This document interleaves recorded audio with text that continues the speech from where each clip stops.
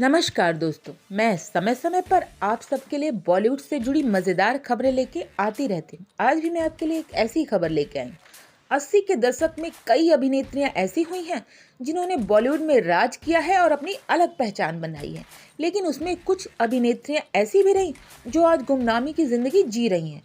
आज हम बात कर रहे हैं 40 साल तक सिनेमा जगत पर राज करने वाली एक्ट्रेस माला सिन्हा के बारे में। माला सिन्हा के चाहने वालों की कोई कमी नहीं थी। वो दर्शकों के दिलों पर राज किया करती थी। उनकी एक्टिंग और गायकी के लोग दीवाने थे। फिर कुछ ऐसा हुआ जिसने ना सिर्फ फिल्म इंडस्ट्री बल्कि एक्ट्रेस के फैंस को भी हैरान कर दिया।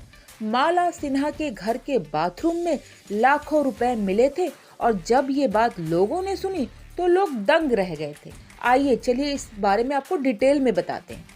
माला सिन्हा का नाम बचपन में आल्डा सिन्हा था, लेकिन स्कूल में बच्चे उन्हें डाल्डा कहकर चढ़ाते थे, जिसके बाद एक्ट्रेस ने अपना नाम बदलकर माला सिन्हा रख लिया था। माला सिन्हा ने अपनी फिल्मी सफर की शुरुआत बंगाली फिल्मों से की थी। फिल्मों में आने से पहले माला सिन्हा रेडियो पर गाना गाया करती थी।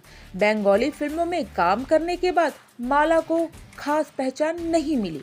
इसके बाद वो सीधे मुंबई आ गई। सपनों की नगरी मुंबई ने माला सिन्हा को पहचान दिला दी। एक दिन अचानक माला सिन्हा की मुलाकात गुरुदत्त से हो गई। गुरुदत्त ने माला सिन्हा की खूबसूरती देखकर उन्हें फिल्मों में लेने का मन बना लिया और फिर साल 1957 में आई फिल्म प्यासा में माला सिन्हा को कास्ट किया गया। इस फिल्म के निर्माता, निर्देशक और अभिनेता गुरुदत्त ही थे। फिल्म रिलीज हुई और हिट हो गई। फिल्म प्यासा से माला सिन्हा को पहचान मिल गई थी। फिर क्या था, माला सिन्हा के पास फिल्मों के ऑफर्स की झड़ी लग गई। इसके बाद उन्होंने हैमलेट, बादशाह, रियासत, एकादशी, रत्न मंजरी, झांसी की रानी, पैसा ही पैसा और एक शोला में अभिनय किया। दर्शकों के दिलों पर अब माला सिन्हा राज करने लगी थी।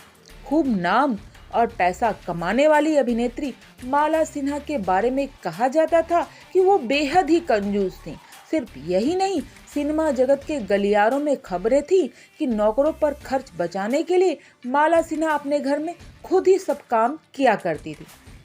एक बार माला सिन्हा के मुंबई स्थित घर पे इनकम टैक्स का छापा पड़ा था। इस दौरान उनकी बाथरूम की दीवार से 12 लाख रुपए बरामद हुए थे, जो उस जमाने में बहुत ही ज्यादा मायने रखते थे। इनकम टैक्स के अधिकारी इस पैसे को जब्त करने की बात कर रहे थे। इस पैसे को बचाने के लिए अभिनेत्री माला सिन्हा ने अदालत में बेहद ही हैरान कर देने वाला बयान दिया था, जिसे सुनकर वहां मौजूद सभी लोग सन्न रह गए थे। माला सिन्हा ने इन पैसों को बचाने के लिए लिखकर दिया था कि उन्होंने ये वेश्यावृत्ति करके पैसे कमाए हैं। कहा जाता है कि माला सिन्हा के पिता अल्बर्ट इन रुपयों को हाथ से नहीं जाने देना चाहते थे, इसलिए उन्होंने वकील की यह सलाह अपनाई और माला सिन्हा ने ये बयान दे डाला था। इसके बाद माला सिन्हा को लोग गलत निगाह से देखने लगे थे। फिर साल 1966 में एक्ट्रेस माला सिन्हा ने एक नेपाली एक्टर चिदम्बरम प्रसाद लोहानी से शादी रचा ली थी। माला और चिदम्बरम की एक बेटी हुई जिसका नाम है प्रतिभा सिन्हा। प्रतिभा सिन्हा ने भी मां की तरह फिल्मी दुनिया में कदम रखा था, लेकिन उनका कैरियर कुछ खास नहीं चला और वो फ्लॉप हो गई। प्रतिभा सिन्हा आखिरी बार 2000 में आई फिल्म ले चल अपने संग में नजर आई थी, तो वही अभिनेत्री माला सिन्हा आखिरी बार साल 1994 में आई फिल्म जिद में नजर आई थी।